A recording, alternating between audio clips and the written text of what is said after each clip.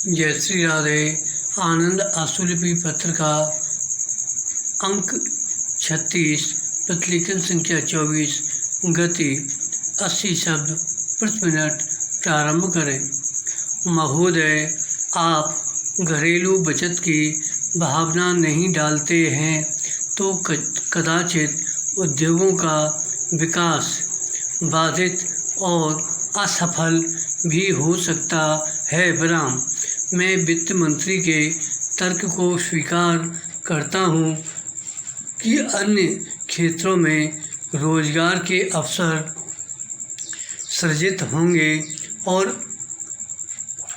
अधिक उद्योगों की स्थापना होगी। विराम। लेकिन लोग विदेश से इस देश में निवेश करने के लिए क्यों आ रहे हैं? यदि विदेश से लोग इस देश में आकर निवेश करने के लिए इच्छुक हैं तो क्या हमारे पास इस तरह का वातावरण नहीं है कि जहां हमारे लोगों को इस देश में निवेश करने की प्रेरणा मिल सके?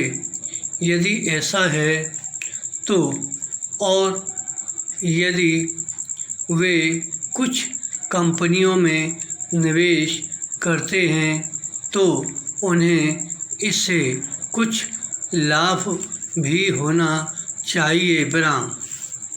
इस हालत में यदि उन्हें लाभांश या बोनस के लिए आयकर देना है तो वे कर का भुगतान करेंगे।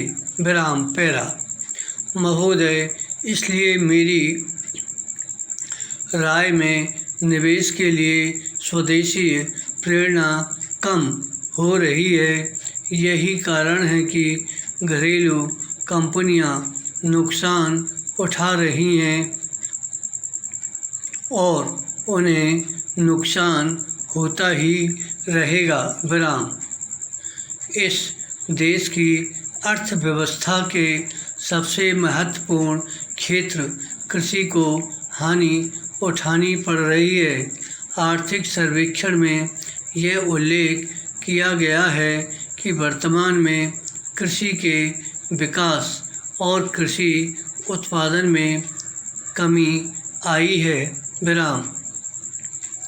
कतिपय राज्यों जैसे पंजाब और अन्य जगहों जहां से हमें केंद्रीय पूल के लिए खाद्यान्न प्राप्त होता है, पहले ही परिपूर्णता की स्थिति को प्राप्त हो चुके हैं। विराम।